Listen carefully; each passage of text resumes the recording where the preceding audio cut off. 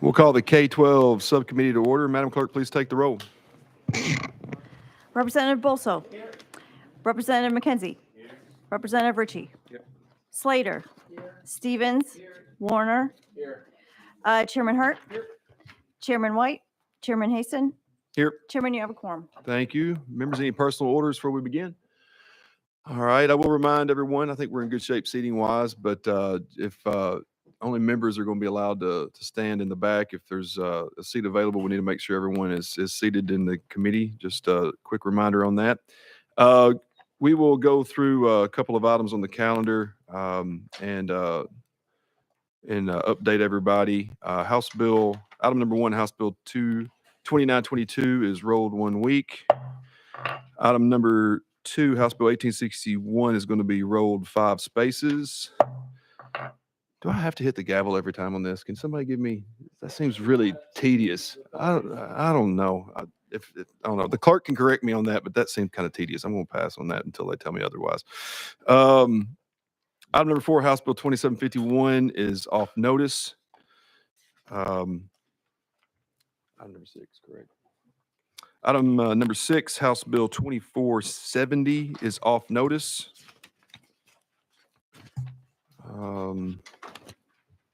Yeah, we can get to that one.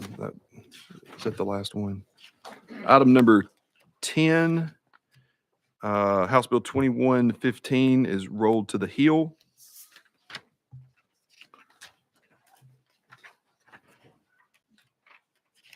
Item number 16, House Bill 1844 is rolled 1 week. Item number 17, House Bill 1847 is rolled 1 week. Item 18, House Bill 2024 is rolled 1 week. 19. And item 19, House Bill 2409 is rolled 1 week. Is that the last one? Is that right? There, that makes all that official. Okay. That brings us to item number 3, House Bill 2480 by Leader Cochran.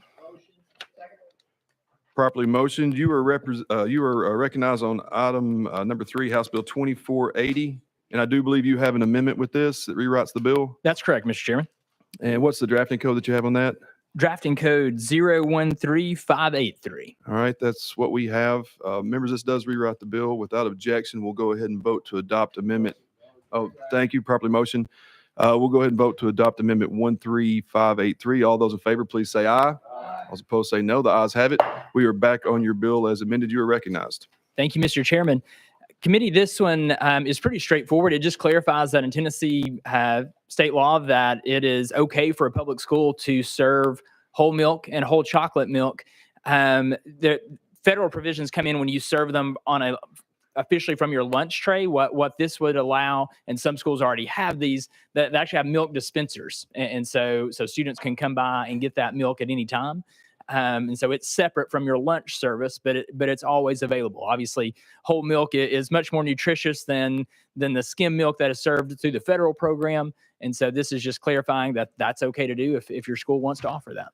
And I'll yield any questions. All right. Thank you for that explanation. Members, any questions for our sponsor? Representative Warner, you're recognized. Thank you, Mr. Chairman, and thank you, sponsor. Just a quick question, just curious. Was you a chocolate milk drinker or a white milk drinker in school? Leader Cochran. Representative, I'm all about some chocolate milk anytime. That makes 2 of us. Sir. Thank you, sir. Any other questions? Chairman White, you're recognized. No, just another comment. If you've never had chocolate milk out of one of those cold dispensers, best chocolate milk in the world. We used to have those in college, and it's great. Absolutely, and if I may add, I will say my district is home to Mayfield Dairy Farms, and so they provide milk for these dispensers as well, and it is top notch. But again, this bill doesn't specify where you get that milk, but Mayfield Dairy is pretty high quality. Representative Ritchie. Thank you, Chair and sponsor, and we chatted about it. Did you happen to have the opportunity to bring in any of that delicious Mayfield chocolate milk? Leader Cochran. Mr. Chairman and Representative, I think full committee would be a great time to sample that, and I can just about guarantee we'll have some. No quid pro quo here. Any other questions? Seeing none, we'll be voting on House Bill 2480. All those in favor, please say aye. All those opposed say no. The ayes have it. We're on to full education. Thank you, Chairman and committee. All right. Brings us to item number 5, House Bill 255 by Representative Raper. All right, properly motions. Representative Raper, you are recognized on House Bill 255. Thank you. And I have an amendment. Do you have that, Mr. Chair? We do not have an amendment on this one. On House. Okay. The whole bill it has been amended, but can you give me advice where to go here, or legal or whatever? I need to present it as is, or If you have an amendment that wasn't timely filed, it'll probably be best to roll it a week. But we did not have an amendment on this particular. this bill. is from January, so I'm.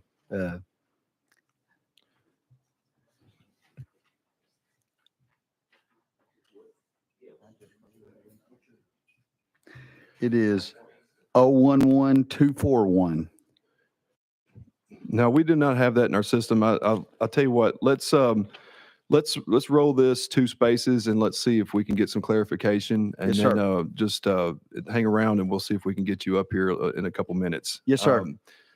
That does bring us back to we're going to roll House Bill 255 2 spaces. That brings us back to item. Did I go with 5 spaces?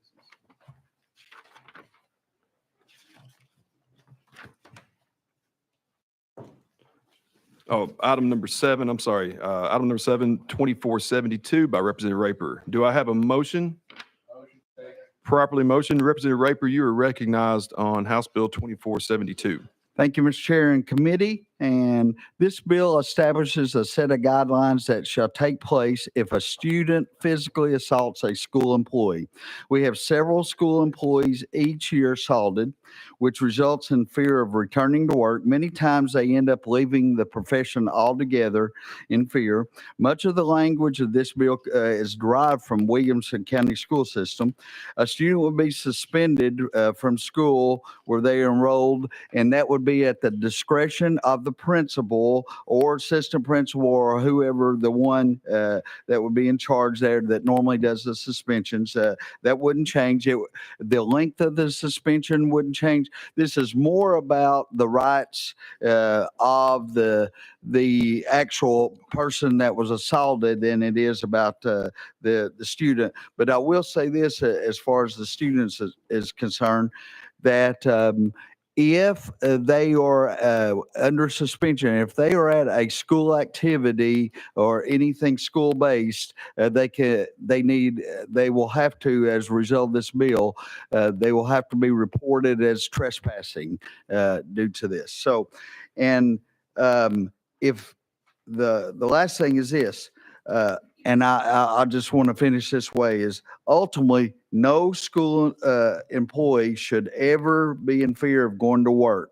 And what this bill actually does is this, is it must advise an assaulted employee of their rights and results of the assault. And this included, but not limited to, it could be filed with law enforcement, any judicial authority. They also should support the employee in the prosecution of the student who committed the assault. So this is about just defending the rights of school employees under a student assault. Thank you for that explanation. Members, any questions? Representative McKenzie, you are recognized. Thank you, Mr. Chair. And again, to the sponsor, thank you for bringing this bill. It's unfortunately a needed kind of piece of support legislation. I ask you to consider, as we go down this road, that this is, I would say, reactive and necessary, but also something that may also be reactive, but dealing with that teacher. As you said at the beginning of your statement, this is pretty traumatic situation for a teacher to be assaulted, that they drove to school thinking the day was going to be a great day, and then this happens. Actually, to consider some type of counseling, some type of service to support the teacher. This is more dealing with them and the law enforcement and what we're going to do to the students, which I fully support. But I think we also need to come back to that teacher, because we don't want to lose that teacher in this process, and that might be something that may keep that person in the classroom. So, thank you. Yeah. Representative Raper, respond you're to that? recognized. Thank you. And that's one of the reasons why that I said not limited to, because they may need some counseling, whether it's inside the school personnel or outside or so on. So yes, they're not limited to that at all. I did not mandate that in this bill, but I definitely agree with you, Representative. That's a good idea. Any other questions for our sponsor? Representative Bolso. Thank you, Mr. Chairman, and thank you, Mr. Sponsor, for bringing the bill. One thing I noticed is that the bill uses the word assault, but there's no specific definition that defines what an assault is. Is the intent of this bill to use the definition of assault that is contained in Title 39 in the criminal statutes? Representative Raper. Yes, sir. And it's about a physical assault. Also, it is not about a verbal assault. They'll deal with that just the same way they always have. But yes, it's more about a physical assault. Yes, sir. All right. Thank you. Any other questions?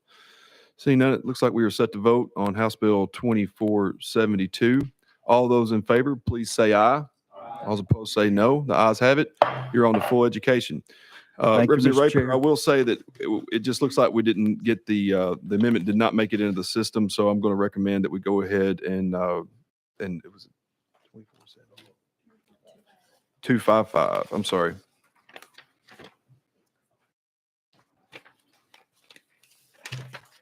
Oh yeah, item number 5, House Bill 255. We're going to recommend just to roll that 1 week until we have a chance to get that straightened out. Okay. Yes, sir. So, without objection, we roll House Bill 255 1 week. Thank you, Chair. All right, members, we do have a member who has an urgent matter to get to in his district, so we are going to take up an item out of order. We're going to go to item number 13 by Representative Hale. If you'll turn your hymn books to page 13. It is HJR 857. We do have a motion and a second. And Representative Hale, you are recognized on HJR 857. Thank you, Chairman and Committee. This is a pretty simple resolution, just asking the Commissioner of Education to forgive the school days that were missed due to the inclement weather. As most of you know, in January, when we had the winter storm, our governor shut down state offices a few days that week. We, of course, the General Assembly was shut down that week. And so I've had a couple of directors of schools that's asked that we try to do something to help get those days forgiven. So that's basically what this resolution is doing, is asking the commissioner to forgive those days. Thank you for that. Representative Hale, any questions for our sponsor? Representative Ritchie, you're recognized. Thank you, Chairman. Thank you, sponsor. For the different LEAs that are across the state, I know that like our local district has built-in days to allow for actual snow days and inclement weather and things of that nature. Do you know what percentage of schools, districts, different LEAs have the same practice where they have something built in? Representative Hale. Thank you, Chairman. Representative Ricci, I don't know that number. I know some counties, have 10 days, 13 days, 5 days, different days. They put in those days, they build those up. So I'm not sure what that number is. So I don't know exactly what the number is as far as across the state. Chairman Watt. Thank you, Chairman. Now, my question is, and first of all, thanks for representing your district and your people. Really understand that. But since we do have built-in snow days and now we're into the spring, what is the reasoning that they would like these forgiven? What does it affect at this point? Representative Hale. There's a few that are very close to their number of days. And of course, we have we have a couple of our schools that especially, and I'm sure there's other across state between flooding. We've got a couple of schools that they have to watch the weather as much for flooding as we're getting into that season of the year and tornadoes and stuff. They just want to make sure that if those days are needed, they're there and they're not having to extend the school year. All right, members, any other, Chairman Watt? With that, Ian, and thank you, appreciate that. And this is a request of the commissioner, and that decision be made by her. We're not making that decision. Okay, thank you. All right, any other questions? Seeing none, we'll be set to vote on HJR 857. All those in favor, please say aye. All those opposed, say no. The ayes have it. On to full education. That brings us to item number 14, House Bill 2818 by Representative Hale. Do I have a motion? Properly motion. Representative Hale, you are recognized on House Bill 2818. I'll be very brief, and I think, Chairman, that we have a young man maybe to speak on behalf of this. We do have a witness, yes. And I think Chairman and some others had some involvement in helping work this piece of legislation out. And young man came to us and asked us if I would take this bill. It basically encourages students to be engaged with the civic process. It was brought to me by the Students for Education, a coalition of politically and civically active students from across the state. It would allow for high school students in grade 9 through 12 to be excused from school for one day to attend a state or local legislative meeting, visiting a place of historic or civic significance, or participate in a civic engagement, vote, volunteer, attend civic events, etc. So they're required to get a permission slip for the absence to be excused. Upon returning to school, they would submit an essay on the event that they attended and what they learned from that event. So there's a report there that they would give back. So, all right, thank you for that. And members, we did have a witness that had requested to testify on this. We may have two. I know that we have. If someone from Students for Education is here, they can come on up now. If it's just just come up and make sure to state your name. Well, first of all, make sure that microphone's on and the red light is showing, and then you can just state your name and who you represent, and then you'll have 2 minutes for a statement, and then we can open it up for any questions. Thank you, Chairman. Hold on one second. We are going out of session. Go ahead. Thank you, Chairman. I do believe we have one other student testifying today, just to clear that up. But my name is Brendan West. I'm the founder and president of a student group called Students for Education. At SFE, our goal is simple: to allow students a seat at the table for education discussion. This year, 2024, we'll see some of the biggest elections of the past 4 years on its calendar, including today, nationwide Super Tuesday elections in the presidential primary. Arguably most importantly, however, our state will see 99 state house elections and 16 state senate elections. Our state will also have further appellate court, school board, and municipal elections also appearing on the ballot. Fortunately, too many students don't know about these vital elections happening in our state. Now, I could come into this committee room today and I could spout numbers that I'm sure you've all heard before. But unfortunately, I'm not an expert in turnout. I am a student. I am a student who has been lucky enough to work with some of the finest members of this legislative body to discuss this problem, work on a solution, and to now today present the very same. Now, not only will this bill work to ease the youth voter turnout crisis, it will help to engage young people, to show them how our government works, and to perhaps entice them to work within it. Today, for this very hearing, students from Clarksville, from Franklin, from Nashville, and even some of our members from East and West Tennessee all wanted to be here to support, but they couldn't because of busy school schedules that did not allow them to miss any class time to be here. Now, it is my firm belief that a student should not have to miss school time to see meaningful change in their legislature without it being exempted. Civic engagement is vital to the success of my generation. Allowing our students just this one day exemption from school to participate in our process, including what I'm doing now, is one of the best ways that we can all work to engage our students and ease the effects of this voter turnout crisis. Thank you all. Thank you for that. And members, we did have one other person that was down from the same group. I think it's just stay right there. I'm going to bring them up, and then we can have it both of it. It's Marin Beckel, or I may have pronounced that wrong. You'll have to. I'm terrible at my pronunciation skills, but if you would come on up and just for the record state your name and who you represent, and make sure your microphone's on, and you'll have 2 minutes, and then we'll open it up for any questions for both of you.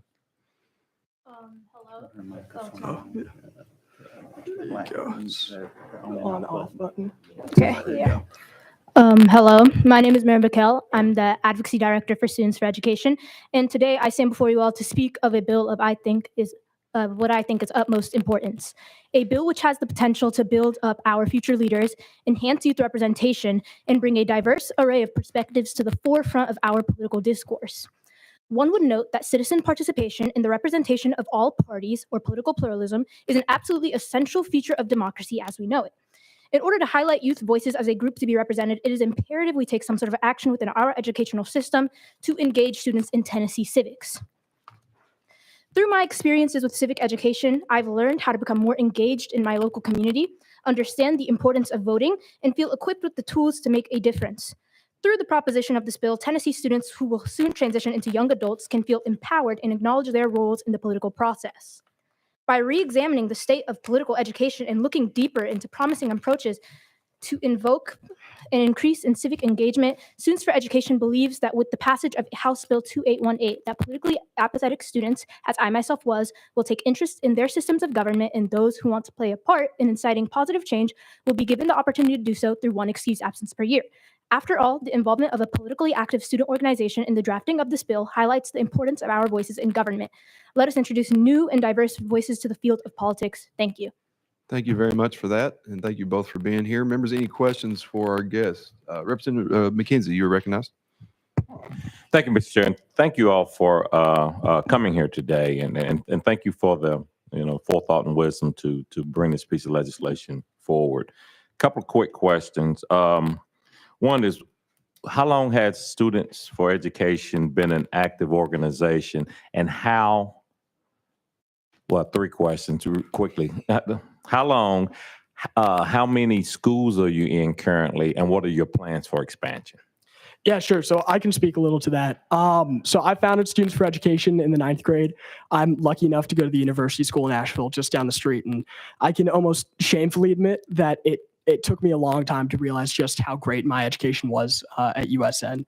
And, at that moment, I resolved to fix education, which, as it were, is a harder problem than it seems. But it noticed a lot of students coming to the same realization around me at USN, at similarly affluent schools, both public and private in Nashville. And together we started looking at the issues, seeing how can our school system be improved, and generally realized one common thread throughout all the problems, which was that student voices are consistently underrepresented, we believe, in education discussion. So this was about 2.5 years ago. Since then, we've been expanding, and in terms of how many schools we have right now, we have around 9 or 10 schools, public and private.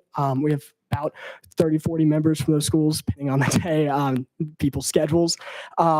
And these schools are mostly in Middle Tennessee. We're working on expanding out into East Tennessee and West Tennessee, though don't have officially established chapters there yet, but have students involved. And plans for expansion. We truly believe that every student voice should be included, and we try and do a good job of that with the drafting of this bill, getting as many students involved as possible. Students from rural Tennessee, students from urban Nashville, a student who's on one side of the aisle as opposed to another. All those students were involved in drafting this bill, and will be involved in the future. So that's our plan for expansion. Yes, sir. Thank you. Any other questions for our guests? All right, seeing none, thank you both for joining us. And with that, we'll go back into session. Representative Hale, did you have anything that you wanted to add before we open it up for questions for you? No, I'm just thankful that to see young people stepping up and taking an interest and an involvement in our government process. Thank you. Any questions for Representative Hale? All right, seeing none, looks like we are set to vote on House Bill 2818. All those in favor, please say aye. All those opposed say no. Ayes have it. On to full education. Thank you, Committee and Chair. Thank you. Is Chairman Faison around? All right. That brings us back to item number 2, House Bill 1861. Do I have a motion? Properly motioned. And Chairman Faison, I believe you do have an amendment. Yes, sir. And what is that drafting code that you've got there for us? 013438, and it does write the bill. All right. Without objection, members, do I have a motion and a second Properly motion without objection, members will be voting to adopt Amendment 13438. All those in favor, please say aye. All those opposed say no. Ayes have it. We are back on your bill as amended. Chairman Faison, you are recognized. Thank you, Mr. Chairman, committee. It is so good to be with y'all. And I was looking, I realized that when we first did this back in 2013, there's only one member of this committee who was here in 2013 that we did this. So in 2013, we made it possible for kids who are homeschooled to be able to play public school sports. Well, not to be able to play, but at least to be able to try out for that. Since COVID, we have seen somewhat of a substantial rise in homeschoolers. There is a loophole that we didn't realize when we passed Public Chapter 225, that there are some public schools who don't operate under the TSSAA. And this is just an attempt to any schools that don't operate in TSSAA, this would put them in as well in that law. We have seen this in a school in East Tennessee. And I could tell you some stories of some kids who are homeschoolers who are doing amazing stuff. Just briefly, one of my little cousins is a senior this year.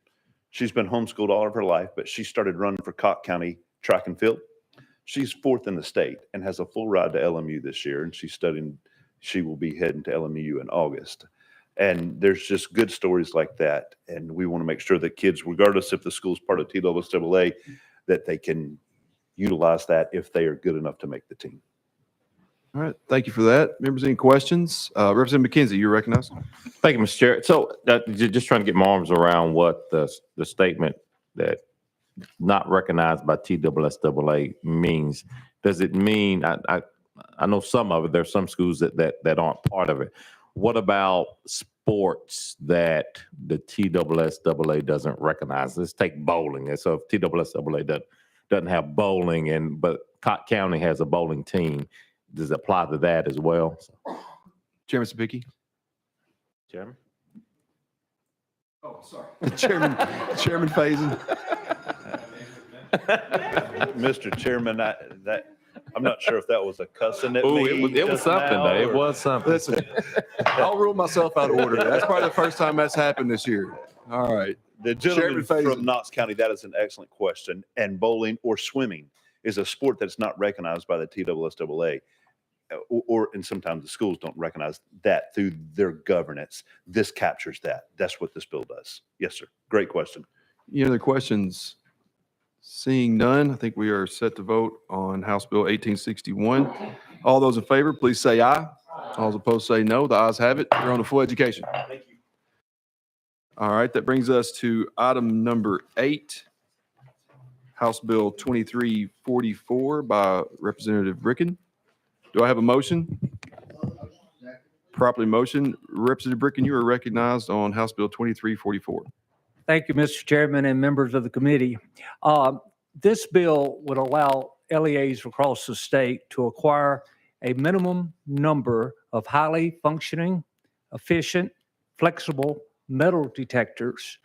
And this bill, the Department of Education came to me late last week with an amendment. So I couldn't get it on the bill. But I have some gentlemen here that want to do a presentation or testify on the rationale for this bill. So at the conclusion of that, I plan on rolling it 1 week, but I would like for the testimony to be held. All right, thank you for that, Representative Bricken. And members, without objection, we do have a couple of people that had requested to testify on this. So without objection, we will go out of session. And we will ask, is it Steve Cope may come on up to the table, and also Paul Capu. All right, and just when you get up here, just make sure your microphones are on, and each of you can state your name and who you represent, and then you'll each have 2 minutes for any statements, and then we'll open it up for questions.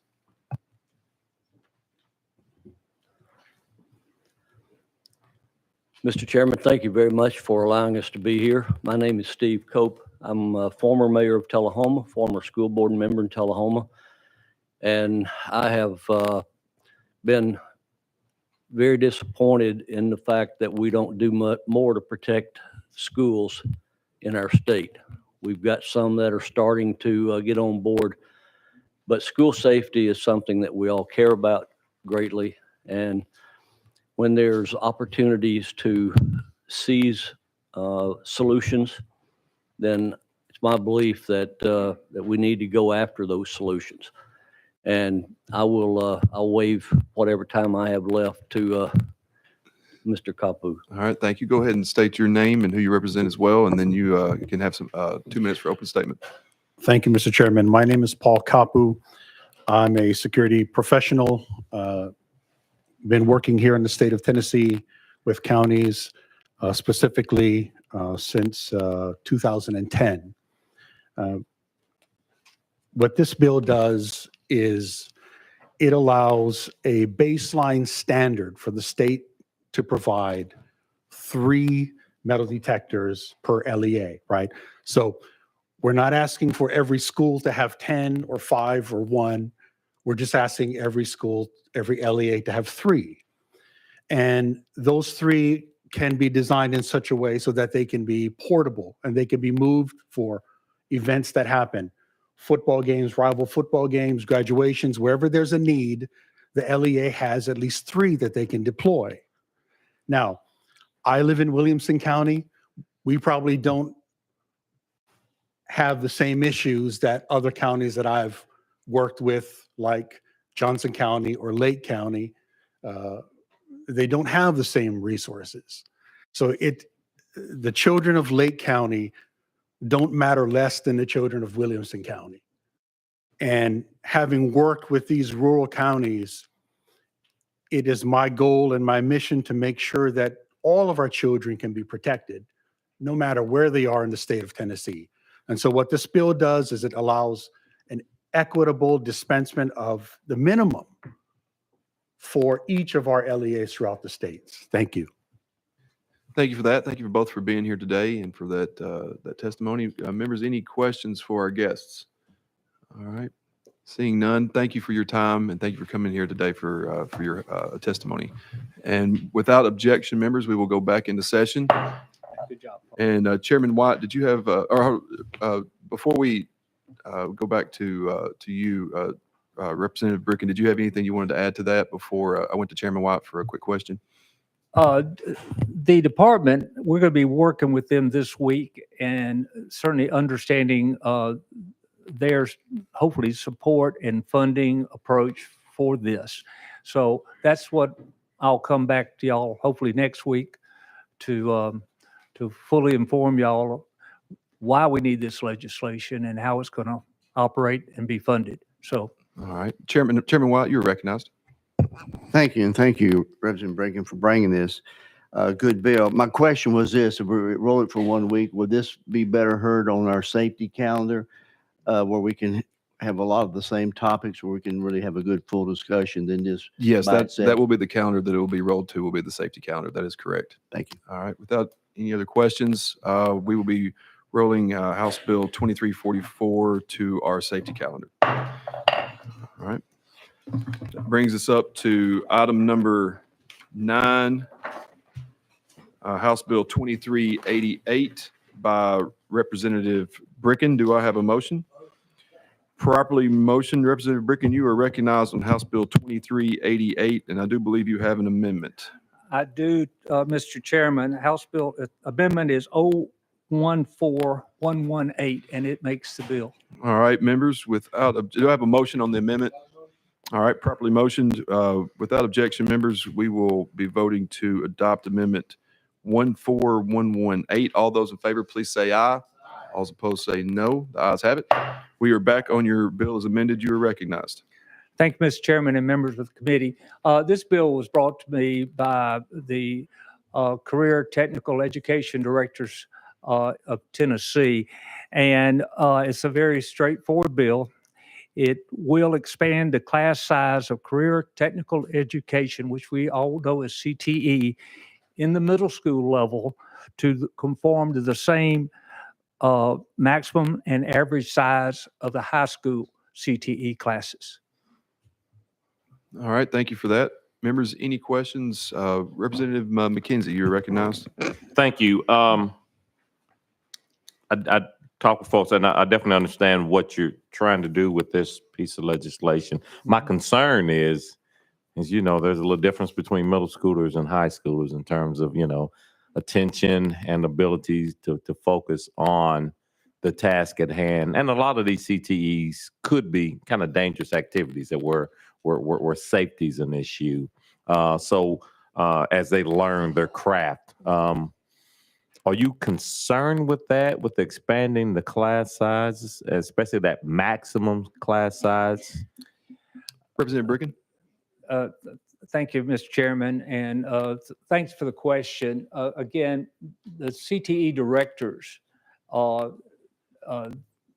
have come to me and explained their operation have assured me that the child safety in the middle schools will not be put at risk.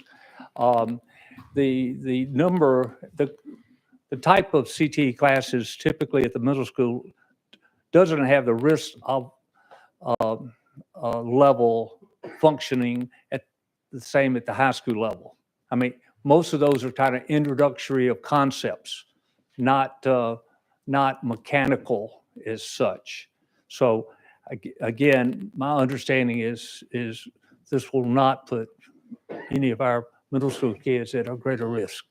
Representative McKenzie? Yeah, and my last question is, so, as I thought about this, and I, it's kind of like the same thing with a lot of these bills where they're saying, well, it'd be great to bring in an engineer to teach a math course as opposed to just hiring out a substitute. And that's kind of, I think this bill is in that same line in that if we bounce over that maximum, we're going to end up diluting the quality of educator. But if you have a really good teacher teaching wood shop, I'm just making up a thing, that it would be better to have him or her teach an extra student as opposed to dividing it up in two and getting a lesser qualified person. So I understand that piece of what I think this is important to the CTE teachers.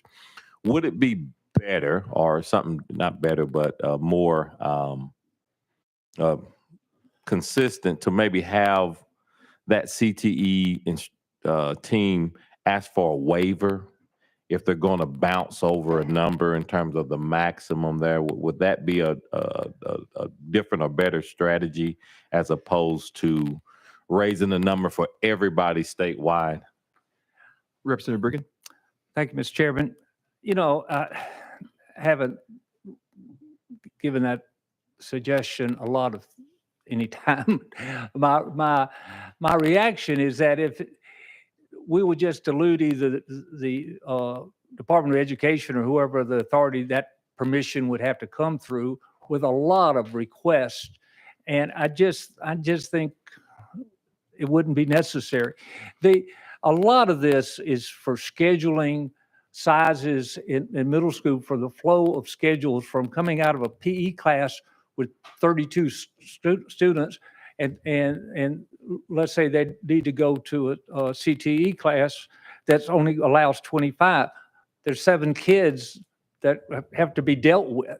So this is an operational thing that is needed to make it to make it better. I'm going to leave that term. All right, So- members, I did have one or two other people questions for the sponsor, but I did have somebody that was down that had requested to testify on this. So I did want to go out of session for that without objection. And so if we will go out of session, and if Miss Melissa Lowry is here, we'll invite her up, and just make sure that you just have a seat at the table there and make sure that your microphone light is on, and then you'll have just state your name and who you represent, and then you'll have 2 minutes for a statement, and then we'll open it up for any questions that the members might have. Thank you, Mr. Chairman. My name is Melissa Lowry. I am an ag teacher at Dyersburg Middle School. I see approximately 600, which is all of our middle school students each year. those 6th through 8th graders. And while I understand your comments, I'm here to tell you what a day-to-day would look like in a classroom of 35 and what those concerns might be. And I assure you that I have the full support of our district CTE director. I believe that CTE directors were here a couple of weeks ago, and several of them had spoke against this. But keeping middle school career and technical education class sizes under 25 could offer numerous benefits both to students and teachers. I'm going to tell you my top few before I run out of time. Number one, individualized attention. With smaller class sizes, teachers can provide more personalized attention, addressing their unique learning needs. I'm in a school of 600. Almost 20% of those students are special ed students. That's not counting our gifted students, and I see those in my classroom too every day. Increased participation. In smaller classes, students may feel more comfortable participating actively in class discussions, group activities, and hands-on projects. I brought a few of what we make in both our ag class and STEM classes for you to view the things that we're actually doing in class. Opportunities for differentiation. Smaller class sizes enable teachers to differentiate instruction to meet the diverse needs of students, including those with learning disabilities, English language learners, or gifted learners. Right now, my limit on my class size is 25. And once again, I will remind you that I'm tending to special education, gifted students, and still the behavioral issues that you would have in any class. Increased safety, which is my utmost. That's my number one thing that I go to school with every day. My job is to keep those kids safe in whatever means we're dealing with. So with fewer students in the classroom, teachers can more easily monitor student safety and well-being, particularly during hands-on activities and lab experiments. I understand that in middle school, in the past, those lab experiments and hands-on have not been really thought about, but as we're moving forward, there are middle schools that are setting up new STEM labs, new ag programs. We use bandsaws, table saws, planers to make this. We have laser printers, 3D printers in our STEM lab. They're doing robotics. So there's lots of hands-on safety issues that are in effect. And lastly, I know my time's running short. CTE classrooms, my classroom, offers students the opportunity to explore future career goals and develop skills to be used in life from here on out. Public speaking, greenhouse management, where they learn to grow their own food, woodworking, electrical, plumbing, and robotics, those things that we've always thought were taught in the high schools, we're now teaching in the middle school. So many of our students need these experiences, and if this bill passes, my hands become tied. I'm no longer able to offer those experiences, and my classroom goes back to a pencil and paper classroom. I would invite you to look at my curriculum or visit my classroom at any time, but I would urge you to vote down on this bill. Thank you. Members, any questions while we were out of session? Representative Ritchie, you're recognized.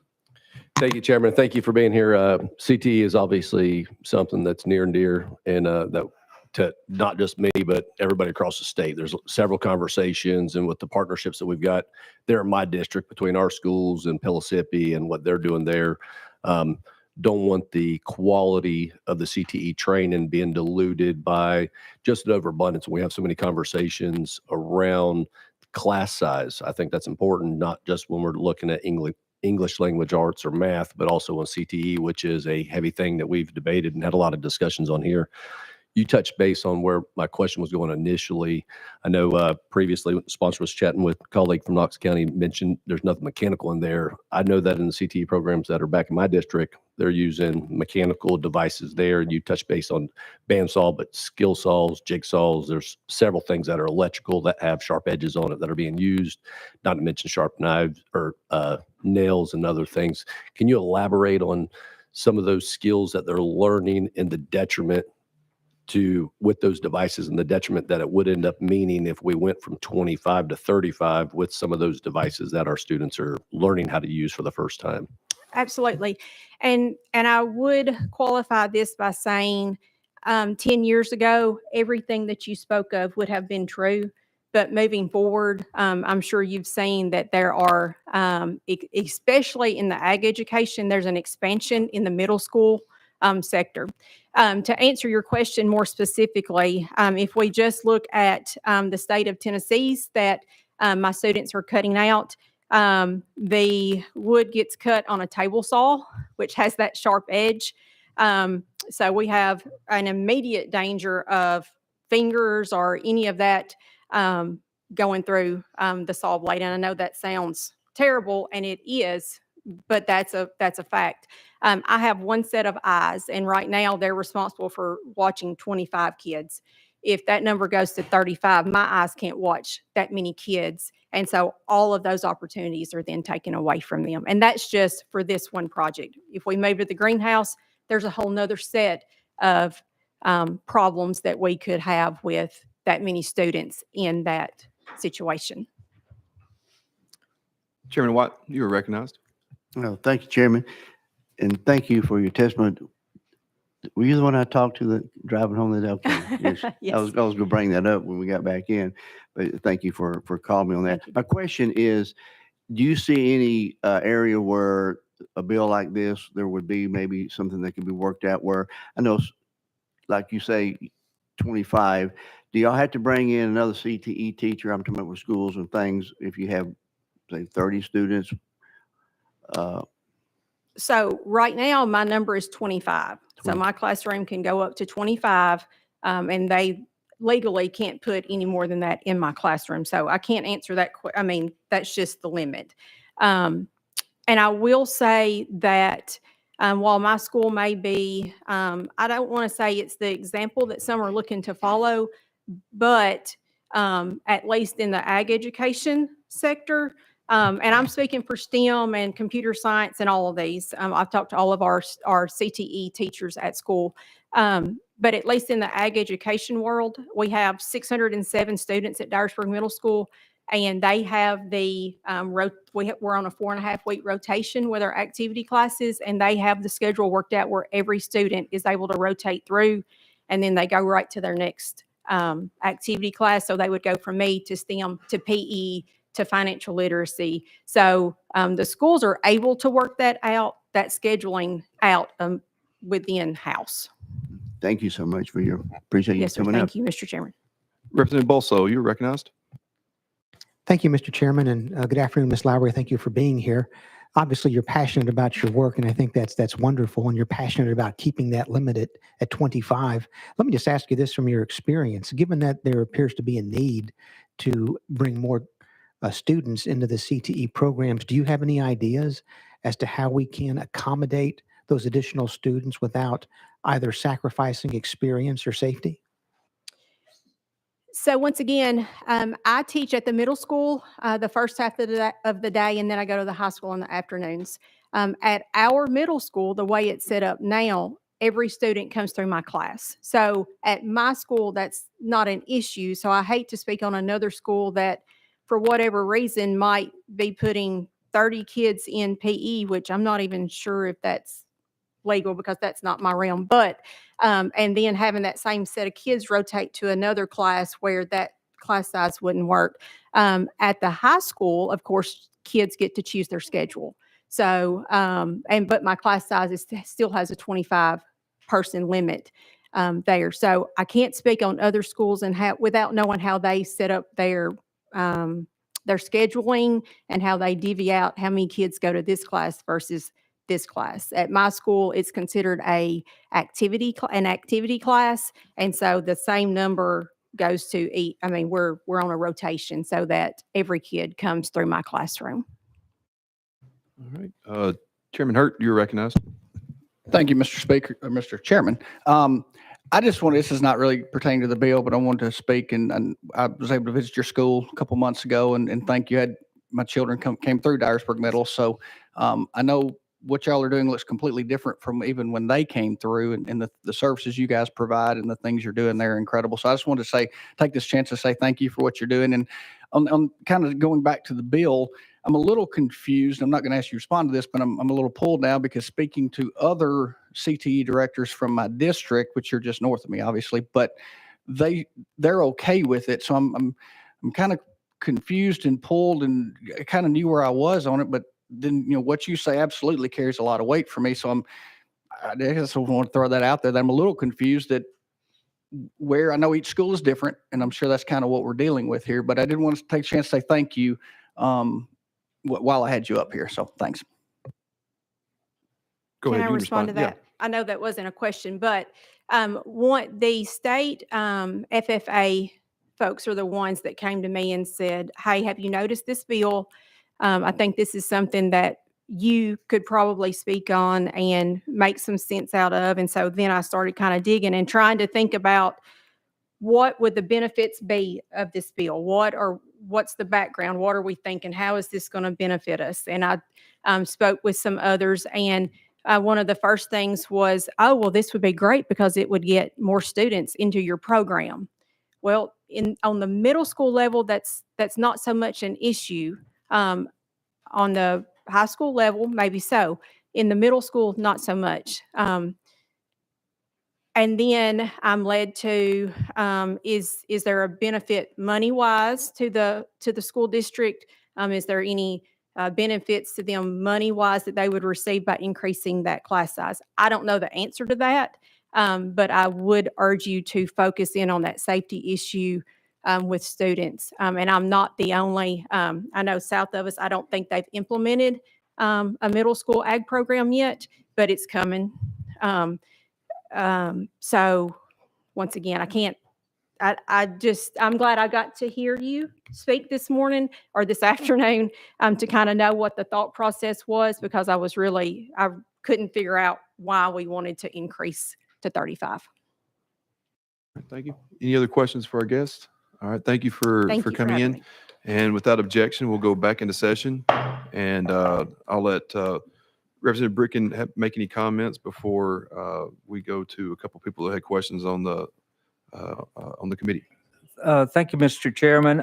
Again, I have not heard one piece of opposition for this bill up until this testimony.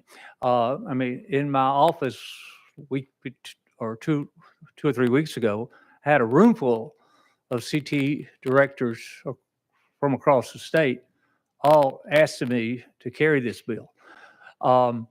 So again, I certainly, I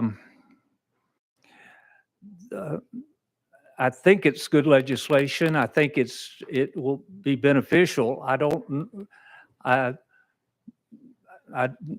wish the teacher and I would have talked ahead of time. I wish I would have put her in front of this CTE folks that can talk the language and figure out where she's coming from and they're coming from, so we could hopefully get a meeting of the minds on it. So again, I'll leave it at that. Representative Bricken, one question. Some of the feedback that I'd gotten was that this wasn't a mandatory thing, that you don't have to go to this max. It's just some flexibility for a school to be able to, and say the greenhouse be able to allow 28, but in an environment where it's more dangerous and the safeties, they would have the ability to put it at 10. Would that be an accurate statement? Yes, it would. Chairman White, you are recognized if you still had a question on the bill. Thank you. I was reading here, so that I'm looking for that language that you just now mentioned. So there is an option. It's what I'm trying to get at. Anytime you have the actual teacher here that's telling that it hurts what she does, boots on the ground, it's hard for me to go against that. So your bill and the CTE teachers brought this to you, and the reasoning behind that was? Representative Bricken? A couple of things. First of all, operationally, functionally, at the middle school, that the rotation between classes for CTE classes causes them to have to downsize or move kids, say they can't participate in a CTE course coming out of their rotation because of the class size. Now, again, I'm not in in education. So it made perfectly sense. The Department of Education looked at the bill and said, we think this is good. I mean, they came with the amendment to get the wording so it would coincide with the minimum or the maximum class size and average class size based on, I guess it's a high school, 7 through 12 level. So they were comfortable with it. So I mean, again, I don't want to throw some CTE directors under the bus, but I understand operationally this is going on around the state, and that these averages got sometimes, I hate to say being ignored, but are being worked through. And they certainly don't want to be slapped or thrown on, or I'm not sure what the punishment for going above class sizes are, but this is to try to get what I think it's going on around the state removed from being out of code, whatever you want to call it. Chairman Watt? No, and I totally understand. I take bills like this all the time. It sounds really, really great. And then we start getting into the nitty gritty. And my concern is, even though it may say that there's flexibility, as Chairman Hastings said, a lot of times, though, when you're in the classroom and then the leader of that school would say, well, yeah, I need to put 35 in there. And then the teacher doesn't have any say so from there. And they're the ones in there trying to deal with the 35 students in a bandsaw. So I think we got a conundrum here. So I'm just trying to figure it out. Thank you. Well, yeah, I hear your conundrum.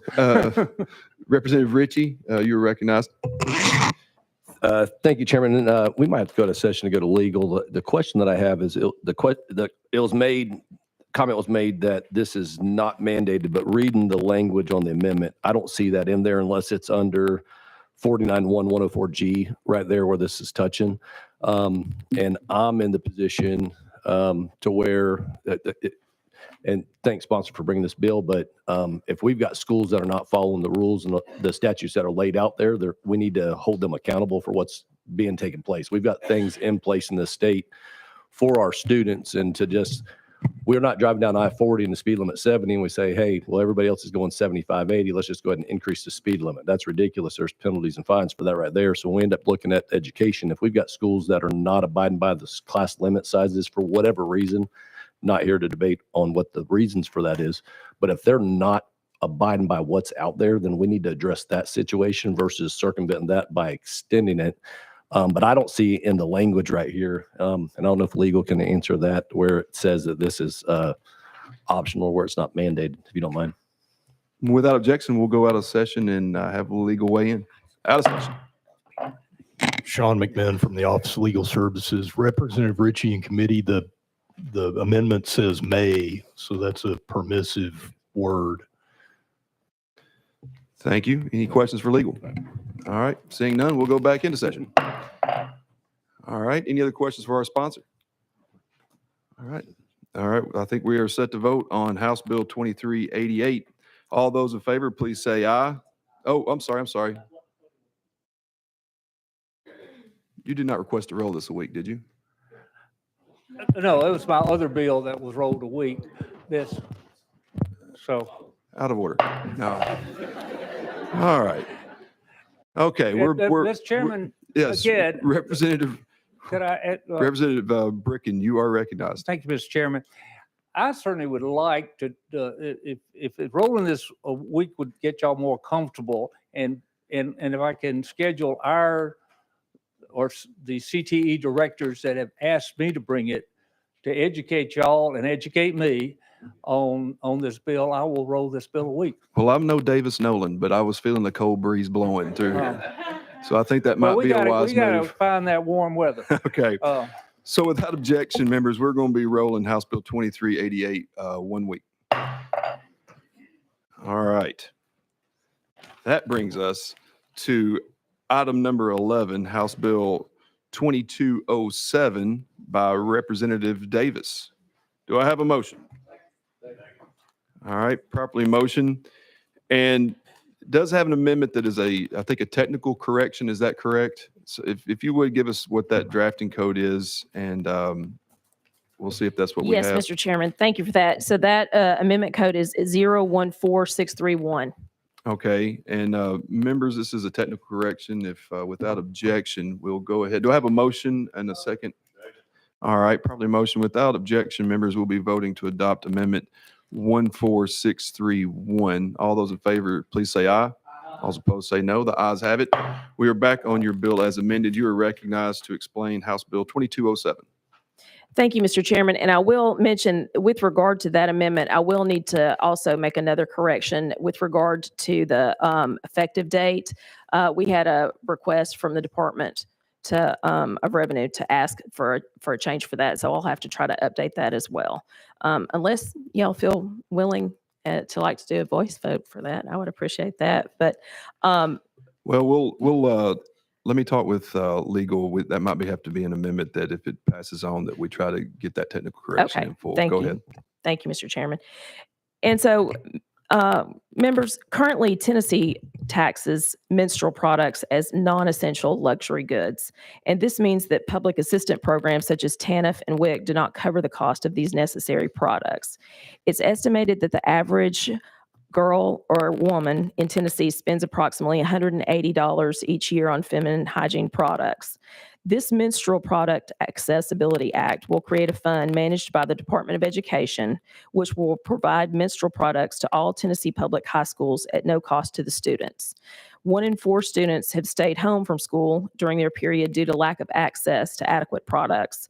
Also, some individuals experiencing lack of access or lack of ability to have any may use other things such as toilet paper or sometimes use T-shirts or old socks. And so this actually helps for those young ladies to have that product to where they can be in attendance in school.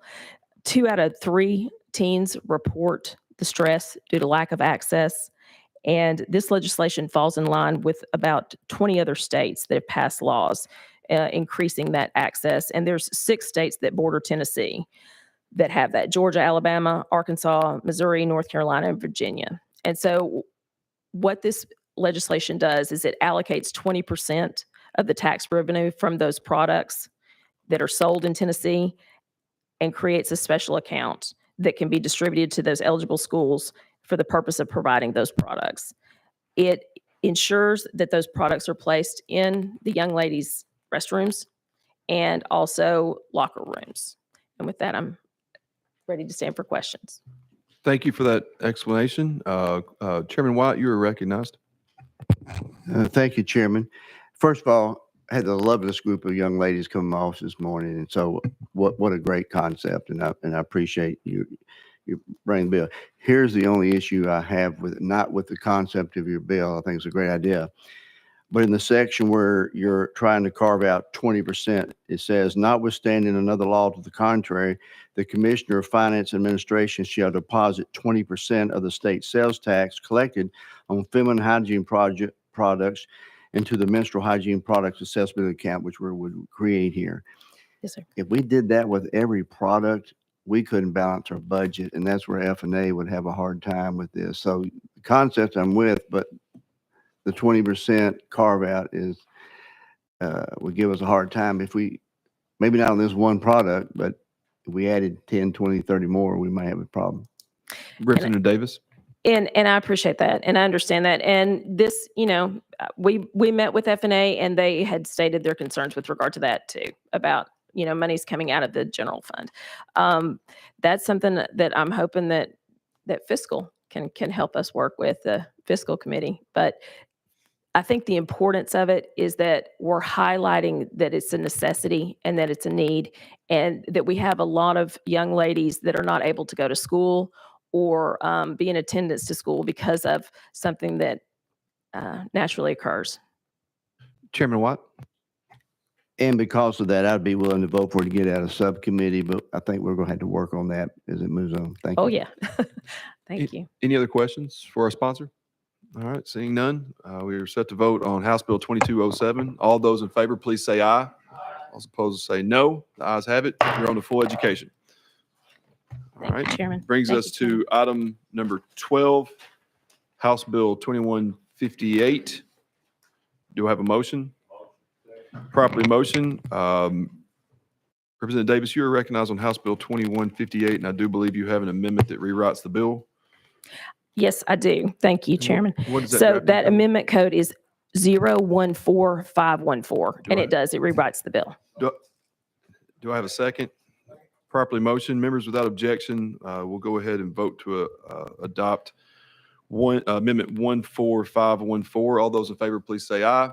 All those opposed say no. The ayes have it. We are back on your bill as amended. You are recognized on House Bill 2158. Thank you, Chair, and thank you, Committee. And so this legislation is important in that it helps to bring a public school nurse for every school. Currently, right now, the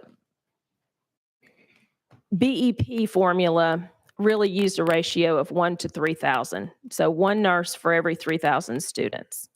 When, with the recreation of TISA and a new funding formula, the intent to go into that base amount was to change that ratio to be more in line with the national average of one nurse for every 750 students. With that national average, that puts a nurse in every school.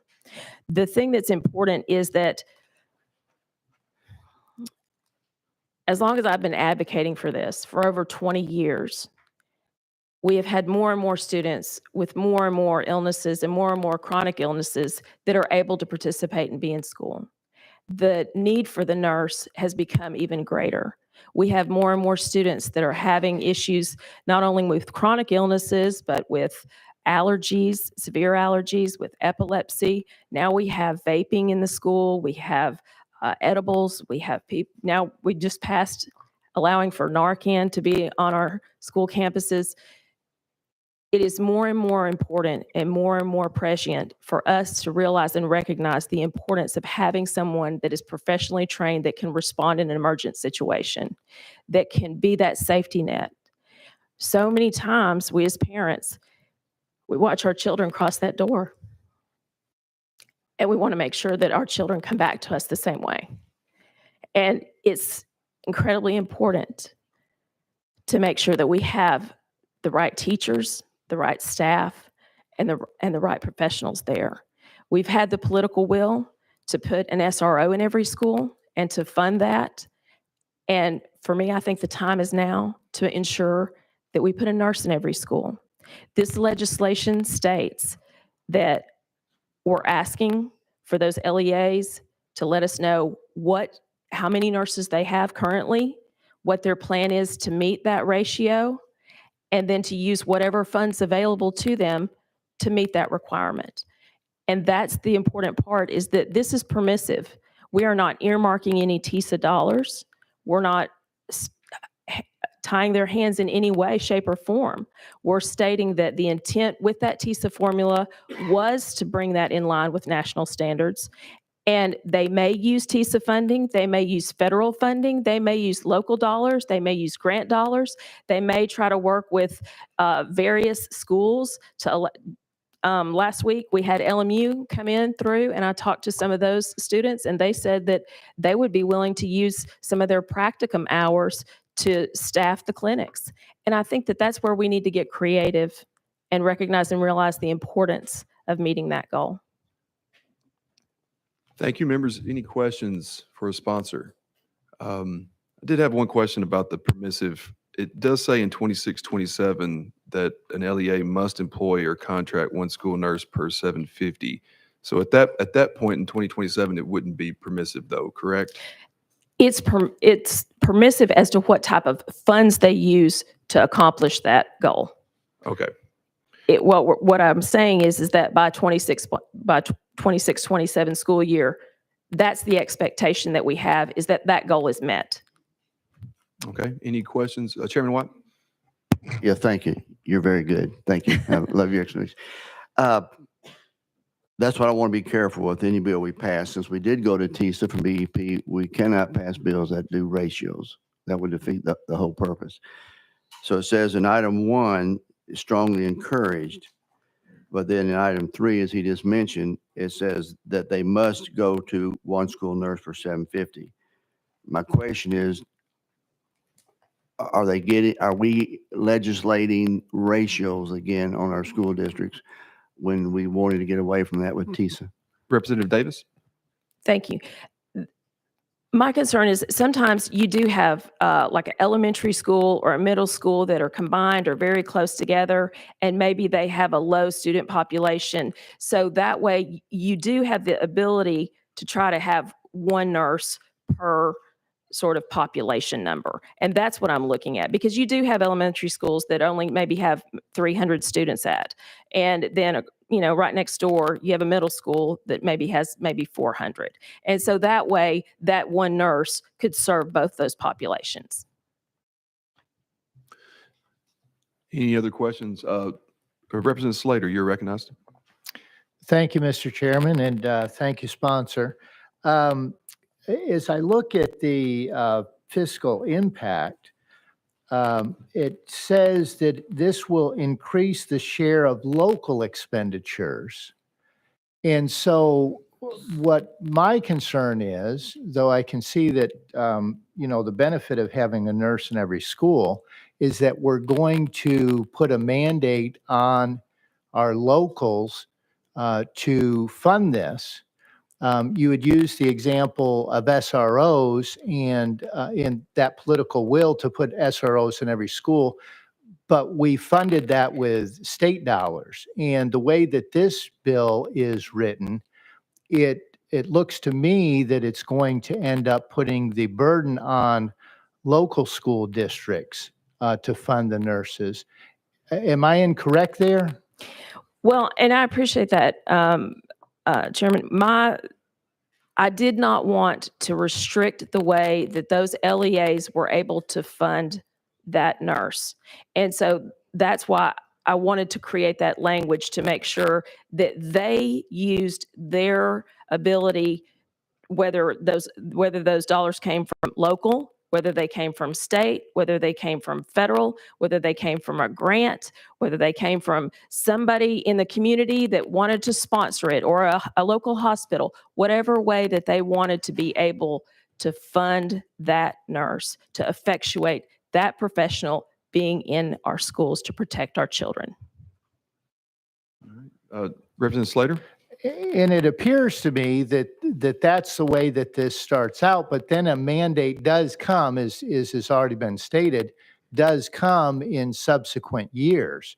And that's where I'm concerned as far as the funding and putting an unfunded mandate on our local school districts, the way that the bill is written right now. So I'm concerned about that. And then, as already been stated as well, I'm concerned about when we start talking about TISA being involved in funding and dictating how TISA funds are used. And I understand that you'd like them to be able to pick and choose where that funding may come from, but it appears that the bill is drafted so that their hands are going to be tied in just a couple of years. Representative Davis? Thank you, and I appreciate that. The requirement in order to staff that nurse in every school, or at least for that population of one nurse for every 750 students, we have over and over, as long as I've been advocating for this, I've always been told there's never any money. We don't have the money to do that. But yet, this legislative body recreated the funding formula in order to ensure that schools and the school systems would have dollars for education. And we have put more and more money into education. And even the education reform package that we're debating this year would help put more dollars into that local education administration. And so this is where the intent for that base amount to allow for, even on the Tennessee Education's website, it had where are nurses funded. Funding for nurses is provided in the TISA base, which reflects funding to match the national recommendation for nurses, one for every 750 students. So the intent was there to have one nurse per 750 students. That was intentionally placed into that base and calculated into that.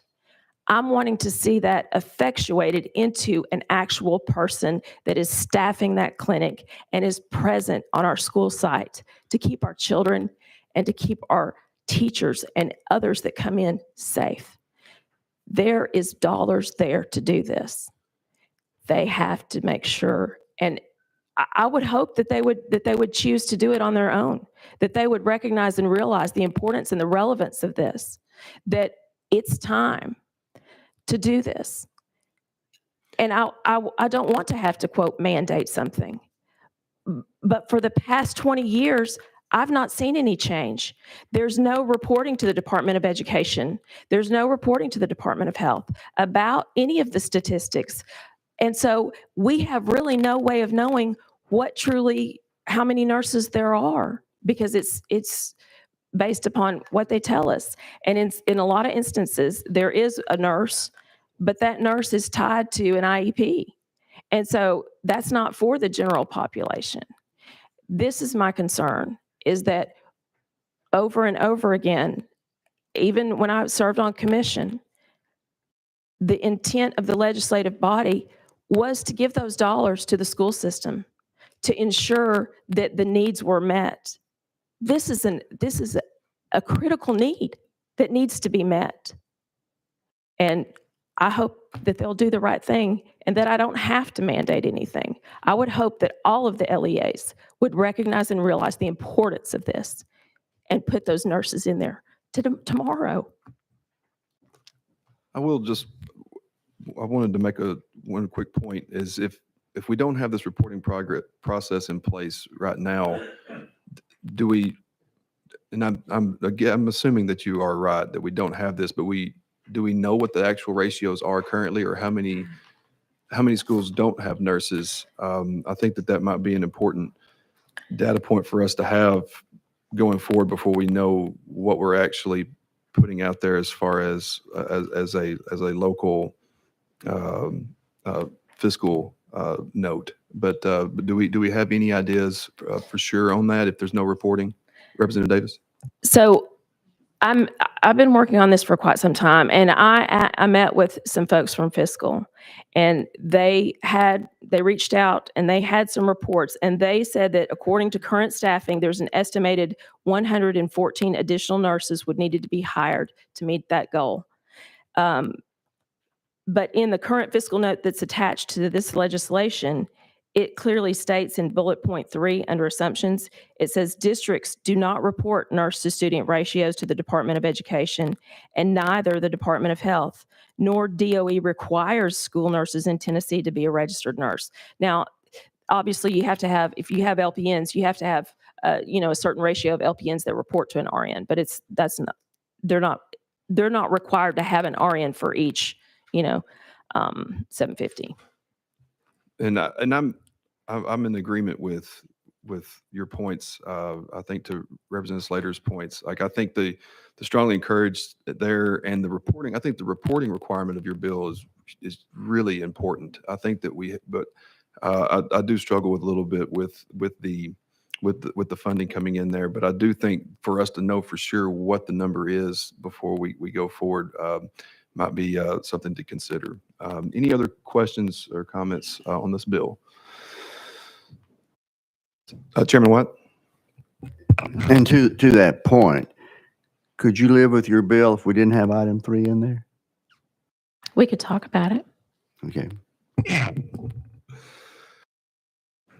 Is that an open request for a possible roll 1 week for discussions? Would that be something that you would entertain to have as Chairman Watt? Yeah, and you make such a strong case, and I totally agree with you on everything that you're saying. We do want our school districts. The issue is, do we as the state want to tell the schools, because then we're kind of right back to where we were. And then they're going to come right back to us and say, well, you have all these mandates on us on how we spend this, and you don't give us enough money.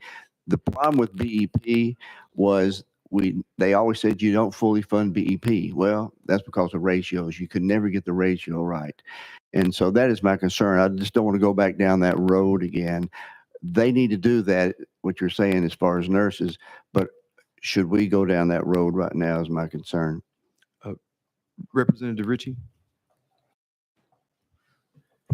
Thank you, Chairman and sponsor. Just so that we can get this clarified, I'd make a motion to roll this 1 week so that we can sit down and kind of come up with that language. All right.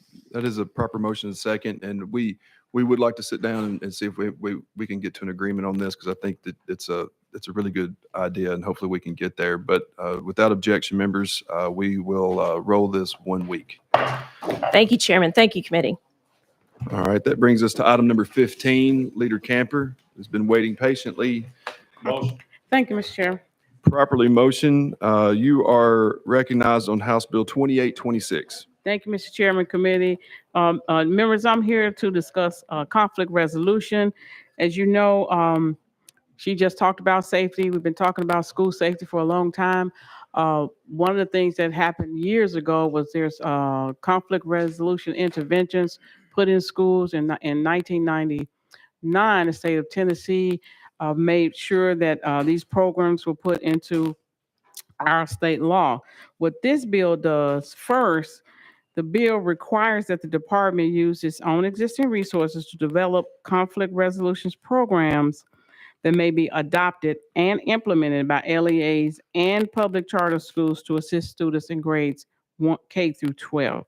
Secondly, it expands on what's already in state law by requiring public charter schools, in addition to LEAs, to implement a conflict resolution intervention program for students in grades 1 through 6. The department is deferred on this bill. The fiscal note is insignificant and, not significant. And it's already passed the Senate 32-0. I appreciate a favorable vote, Mr. Chairman and committee. All right, thank you for that explanation. Members, any questions for our sponsor? Seeing none, I think we are set to vote on House Bill 2826. All those in favor, please say aye.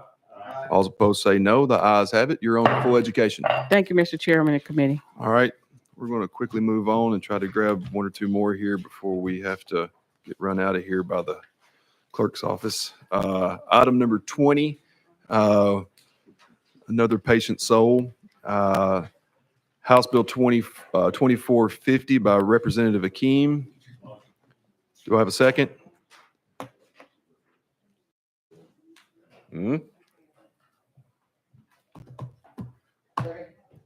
Properly motioned. Representative Akeem, you are recognized on House Bill 2450. Thank you, Mr. Chairman and members. What this bill does is requires non-public schools that receive a state-funded education scholarship for students' tuition to comply with the same requirements for students take testing that apply to public schools in this state. Also, it would require that students who go to a private school and decide or is required to go back to a public school, that funding that followed that child to the private school, minus that which has already been used, would be returned to the public schools. This is not dealing with the broader, I think, area of vouchers, but I'm going to use the term some guidelines or parameters if we're going to judge apples to apples, just how we see the system. Are we going to have requirements on public that we don't have on private or religious or homeschooling when those funds are being used from the public schools to go to help students in these other areas?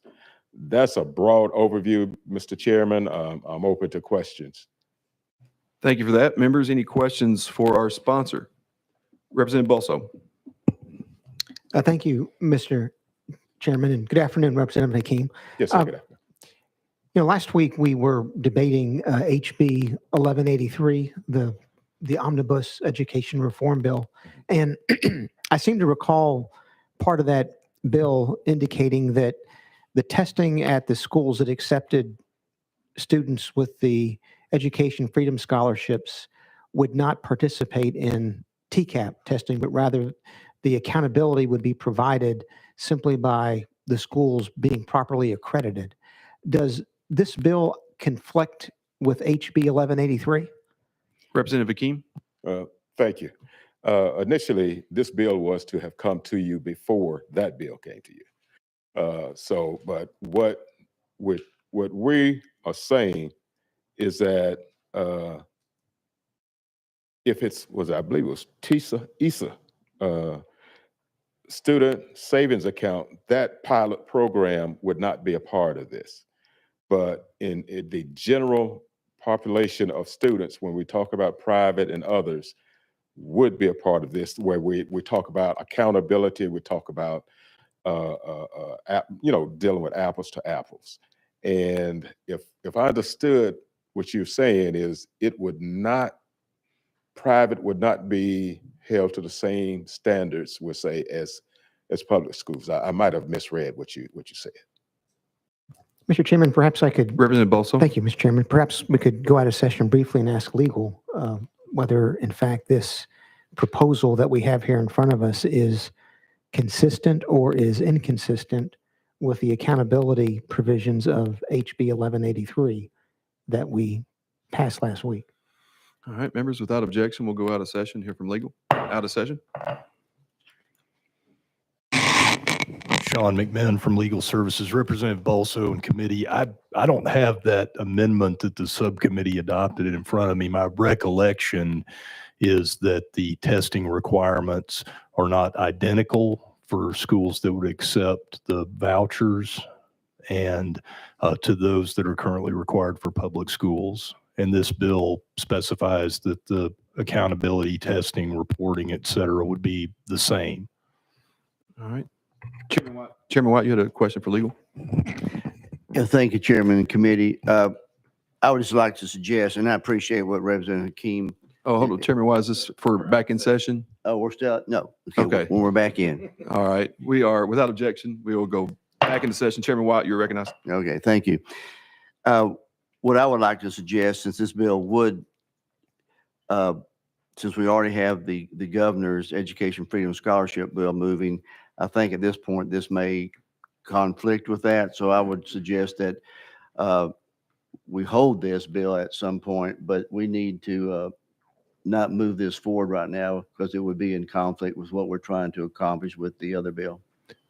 Representative McKeem, would you be open for us rolling this to the final calendar to give us some time to see what happens with the Education Freedom Act bill, to see if this bill is going to be something that is indeed needed? Okay. I'm subject to the will of the committee, but, I would say that, if I may. Go right ahead. Because that bill of the governor's has been put forth, I question if that should be the standard. Now, what I'm bringing to you comes from teachers, from parents, and others in my community. And there is a concern in organizations that when we don't compare apples to apples, if we don't have the same accountability, and then dollars are being perceived, and I think in reality, taken from public schools, it lends itself to believe that questions our commitment to public schools. Chairman Watt, and then I'll go to Chairman Representative McKenzie.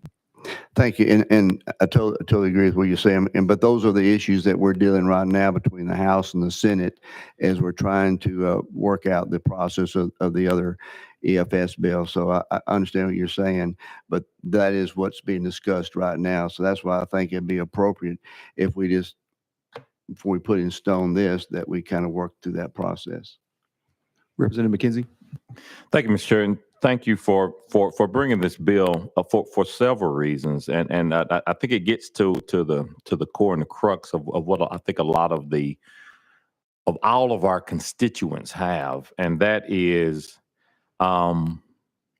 accountability. I think there was a misnomer, probably a misstatement that 1183 was the governor's bill. 1183 is nowhere near the governor's bill. Actually, it has more accountability on one spot, but it has less than several others. So, again, I appreciate you bringing this piece of legislation, because we could go either way, in my opinion. Let's do away with TCAPs and bring the Iowa testing or the ERB as the norm for the state. But something where we can measure apples to apples, to where there is a test. I don't rightly care which test. We put a lot of money in the TCAP, but if we don't want the private schools to take the TCAP test, I don't know what folks are scared of. Then let's take the same test that the private schools are testing to, and let's bring that. So thank you for that piece. And the second part, I think, is we hadn't talked a lot about, but is equally as important. There will be some. Look at every charter school that opens up. Folks go, become disillusioned, come back to the public. The same thing's going to happen, right? So what happens to the residual funds? I think 1183 has it going back to the fund, which is already going to get added and added. This makes a lot more sense. One, the private schools should not be able to keep those funds. But to me, as you're saying, it should come back either to the LEA. I think you have it coming back to the LEA. And that makes sense as well, because once that student comes back, little Johnny and little Sally's going to need care and feeding from that. So that makes sense. As opposed to what it's doing right now, going back to coming back to the state. So again, thank you for bringing this. I, like you, are probably feeling that this probably won't move on until we get 1183. But these are some outstanding points that hopefully we're listening to. So thank you. Representative Ritchie, you're recognized. Thank you, Mr. Chairman. I make a motion to roll this to the final calendar. All right, members, without objection, we will roll House Bill 2450 to the final calendar. And members, it is past the hour of 6. I will entertain a motion to adjourn. All right, we will roll all remaining bills to next week's calendar, and we stand adjourned. All right.